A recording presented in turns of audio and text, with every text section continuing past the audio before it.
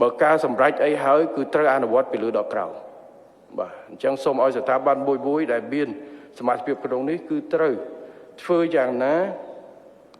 ធានានៅសកម្មភាពនិងការអនុវត្តឲ្យបានលឿនបាទគ្រប់តួអង្គពាក់ព័ន្ធជាពិសេសវិស័យឯកជនត្រូវចូលរួមជាមតិយោបល់និងផ្ដល់ធាតុចូលគ្រប់ពេលតាមការចាំបាច់ដល់ក្រមការងារក៏ដូចជាគណៈកម្មការគោលនយោបាយសេដ្ឋកិច្ចហិរញ្ញវត្ថុឬប្រមុខរាជរដ្ឋាភិបាលក្នុងស្មារតីកែលម្អការអនុវត្តនិងការធានាជោគជ័យនៃកម្មវិធីនេះកិច្ចការនេះគឺជាកិច្ចការសំខាន់ហើយជាពិសេសយន្តការនេះគឺយើងយន្តការដាក់ពីថ្នាក់ជាតិទៅជាមួយនឹងថ្នាក់ក្រោមជាតិនៅក្នុងមូលដ្ឋានយើងមានជំនាញជាច្រើនបទពិសោធន៍ពីកាលយើងរុញដំបងនៅខេត្តព្រះសីហនុមានបញ្ហាត្រង់ថាអត់ស៊ីសង្វាក់គ្នាហេតុអីបានជាយើងរុញបង្កើតគណៈកម្មការហើយបកគលសិទ្ធឲ្យទៅដោះនៅតែនោះម្ដងសិទ្ធសម្រាប់អីចំនួនដើម្បីបព្យានៅសេវានៅមូលដ្ឋានកុំឲ្យពិបាកឡើងមកច្រើនពេកបាទកុំចាំបាច់មកដល់ភ្នំពេញដាក់តាមក្រសួងស្ថាប័នយើងចូលបង្កើនសិទ្ធគណៈកម្មការនេះគឺមានសិទ្ធខ្ពស់នៅក្នុងការសម្រេចប៉ុន្តែការសម្រេចហើយយកទៅអនុវត្តអញ្ចឹងកន្លងទៅកន្លែងខ្លះពេលដែលគណៈកម្មការរុញពីថ្នាក់កណ្ដាលនេះទៅសម្រេចទៅលើគោលការណ៍ចំនួនទីហោតាក់ទងពន្ធដារស្រាប់តែមន្ទីរពន្ធដារខេត្តអត់អនុវត្តដោយសារអត់បានគោលការណ៍ពីថ្នាក់លើរបស់ខ្លួនគឺសូមធ្វើម៉េចធានាឲ្យបាននៅសកម្មភាពបែបនេះ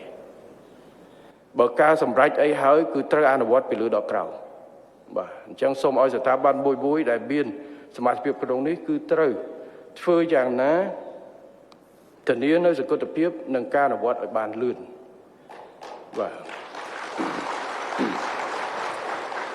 អានឹងទីហោទូចមួយប៉ុន្តែមិនមែនពាក់ព័ន្ធទៅពន្ធដារទេគឺពាក់ព័ន្ធគ្រប់ស្ថាប័នទាំងអស់បានន័យស្ថាប័ននៅដដែលរក្សាស្ថាប័នដដែលប៉ុន្តែត្រូវទៅវារវត្តបានដើររួចបានដើរទាន់បើយើងដាក់កលឹះនៅក្នុងការដោះស្រាយទំនើបតែពីកណ្ដាលទៅ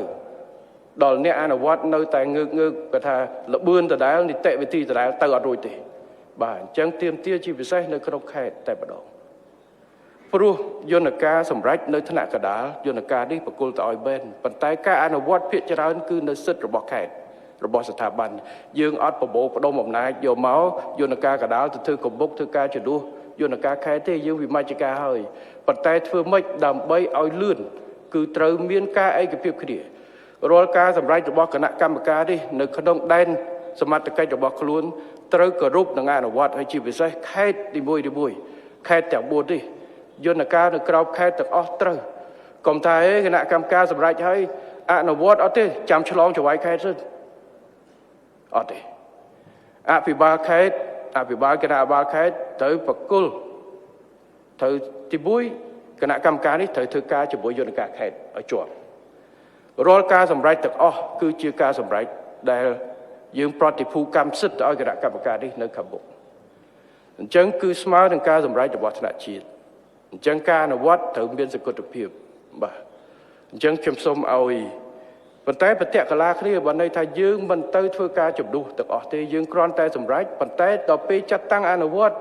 គឺយន្តការខេត្តដដែលយន្តការកណ្ដាលនេះនឹងតាមដានត្រួតពិនិត្យការអនុវត្តបាទមានការអីគឺមានសមត្ថកិច្ចនិងសិទ្ធិនៅក្នុងការដោះស្រាយជាបន្ទាន់នេះជាកលឹះនៃជោគជ័យ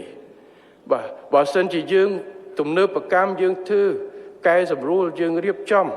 យន្តការតែពីលើដល់ពេលយន្តការជើងក្រោមនៅដដែល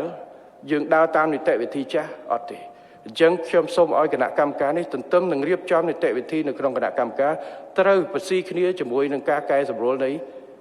នីតិវិធីរបស់ខេត្តទាំង4ផងសូមអភិបាលនៃគណៈបាលសូមจะចូលរួមនៅក្នុងការរៀបចំនីតិវិធីនេះព្រោះដើម្បីឲ្យខេត្តយើងវាឆ្ងាយជាងគេបានយើងរៀបចំគណៈកម្មការនេះទៅជួយតែបើយើងមិនព្រមដើរខ្លួនឯងមិនព្រមជួយរត់អត់មានពីណាទៅជួយទេហើយខេត្តទាំង4នេះក៏ត្រូវប្រកួតគ្នាដែរពីណាទាញបានច្រើនជាងគេបាទអញ្ចឹងវាអាស្រ័យទៅលើយន្តការនេះខ្ញុំបញ្ជាក់ម្ដងទៀតមិនមែនជាយន្តការទៅជំនួសយន្តការថ្នាក់ខេត្តទេប៉ុន្តែជាយន្តការទៅជួយបង្កើនបន្ថែមជួយសម្រួលនៅក្នុងការជំរុញលើកទឹកចិត្ត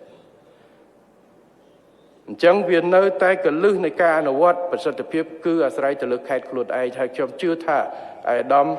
នៃគណៈអភិបាលនៃគណៈអភិបាលខេត្តទាំង4ប្រកាសជាដាក់ទិសដៅទាំងនេះហើយផ្ដល់គោលការណ៍ណែនាំនិងកែសម្រួលនីតិវិធីរបស់ខ្លួននៅក្នុងស្ថាប័នពាក់ព័ន្ធដើម្បីជួយយ៉ាងណាទាញសម្រួលឲ្យបានបាទជួនកាលផ្លូវលំបាក7ម៉ោងមិនពិបាកធ្វើដដើរទេ7ម៉ោងកុំឲ្យធ្វើដំណើរ7ម៉ោងរាប់រយគីឡូទៅដល់ប៉ុន្តែស្ទះនៅមូលដ្ឋាន20ម៉ោងដោយសារនីតិវិធីរដ្ឋបាលនីតិវិធី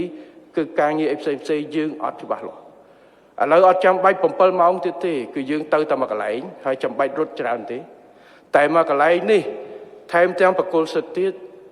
បាទឈ្មោះគណៈកម្មការមែនប៉ុន្តែសិទ្ធិនៅក្នុងការសម្រេចធំបាទដើម្បីឲ្យលឿនអញ្ចឹងពីលើក៏លឿនពីក្រោមក៏លឿនអញ្ចឹងចំណុចនេះគឺទាមទារនៅការធ្វើការរួមគ្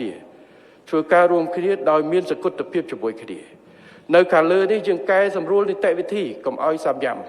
អញ្ចឹងការអនុវត្តពាក់ព័ន្ធនឹងគម្រោងនេះខ្ញុំសូមណែនាំម្ដងទៀតគឺធ្វើយ៉ាងណាមិនកែតែជើងខាងលើទេគឺសូមកែរហូតទៅដល់ជើងក្រោមតែម្ដងបាទសម្រាប់គម្រោងយ៉ាងហោចណាស់សម្រាប់គម្រោងដែលពាក់ព័ន្ធនៅក្នុងគោលគោលទេបាទរាល់នីតិវិធីដែលទៅខេត្តសម្រួលផ្លូវកាត់អីតែម្ដងបាទដើម្បីឲ្យរឿងអីផ្សេងទៀតអានឹងតាមនីតិវិធីចោះយើងមិនអាចកែម្ដងទាំងអស់បានទេប៉ុន្តែយ៉ាងហោចណាស់ផ្ដោតទៅលើការជំរុញនៅក្នុងនេះបាទយើងយកមកតសនឹងយកមកពង្រឹងវាទៅបាទតសផ្សេងទៀតពេលនេះមួយរឹងមាំយើងអត់ខ្លាចបាក់អគារហើយចាំយើងទៅកែសម្រួលជាបន្តទៀតនេះគឺជាកែសំខាន់